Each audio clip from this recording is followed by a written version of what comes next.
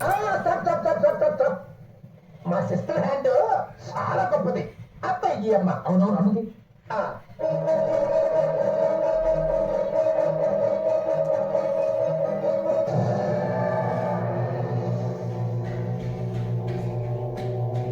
బాబు time ఎంతైంది? చెప్పు. Correct గా 1 నిమిషం తక్కువ 12కి. ఏం దేనికమ్మా? 12 గంటే వజ్రం వస్తుంది అందుకని.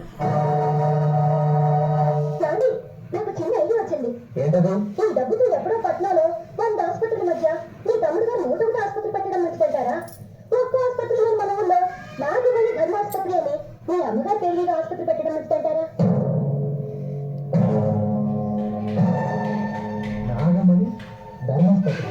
అవునండి, మీ అమ్మగారి పేరు మీద ఆసుపత్రి పెట్టి మీ తమ్ముడు 10 మందికి ప్రాణభిక్ష పెడుతుంటే ఈ చుట్టుపక్కల వాడికి ఎంత పేరు, ఎంత గౌరవం, నాకు ఎంత తృప్తి.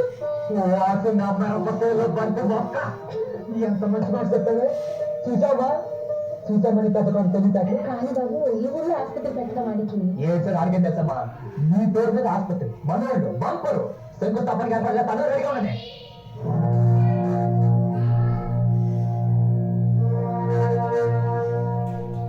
అందుకే మరి నేను కంచం చించుకున్నది. ఏమనంటే అన్నా ఉంటారు.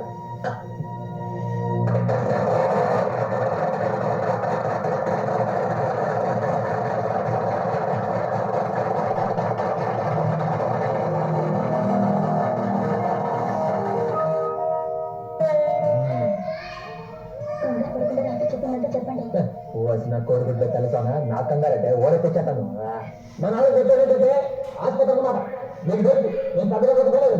కానీ మా తమ్ముడు మాత్రం డాక్టర్ గారు ఆడి పట్టణంలో ఆసుపత్రి పెడతానంటే మా ఆవిడ ఈ ఊళ్ళోనే మా అమ్మ పేరు ఆసుపత్రి కట్టండి. అంచేత నాగమణి ధర్మాసుపత్రిని మా అమ్మ పేరు ఆసుపత్రి కట్టిస్తున్నాను. ఏంటంటే నా అమ్మ ఆసుపత్రిలో పేదవాళ్ళందరికీ ఒత్తిడి మందులు ఇస్తాను మా తమ్ముడు. చూసారా గారు, పునాది 10 నిమిషాలు అవ్వలేదు, అప్పుడే పోలీస్ స్టేషన్ పరిగెట్టుకుంటూ చెప్తున్నారా? ఏంటంటే మా తమ్ముడు ఆసుపత్రి కట్టేది పేదవాళ్ళు కాదు, పోలీసులు కాదు. కాదు మేము వచ్చింది ట్రీట్మెంట్ తీసుకోవడానికి కాదు. నువ్వు తమ్ముడు డాక్టర్ చెప్పారు మీద తెలుసుకోవడానికి. ఆకలో మేకలాగా మీరు బలేవారండి. ఆడిని లక్షలు ఖర్చు పెట్టి డాక్టర్ చేశారు. రాత్రి అనక పగలంతా కట్టబడ్డారు. ఏమన్నా అంటే అన్నా ఉంటారు కదండి. డాక్టర్ చదవకుండా హాస్పిటల్ గడుచుకుంటా ఉండే. అయితే ఆయన సర్టిఫికేట్ చూపించుకోండి. చూపించండి బాబు గారు, మీరు భయం ఏంటి? ఇన్స్పెక్టర్ గారు ఒక నిమిషం.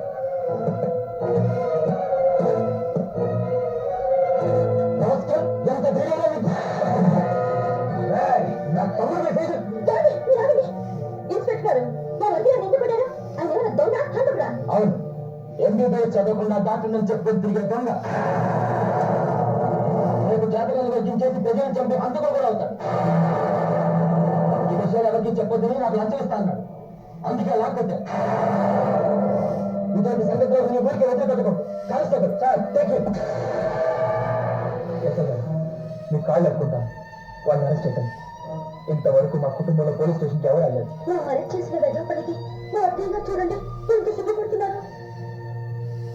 వాడిని అరెస్ట్ చేస్తే మా అమ్మ కట్టుకుంది. ఈ తప్పు కాయండి. వాడికి నేను బుద్ధి చెప్తాను. మా అమ్మ కొట్టు.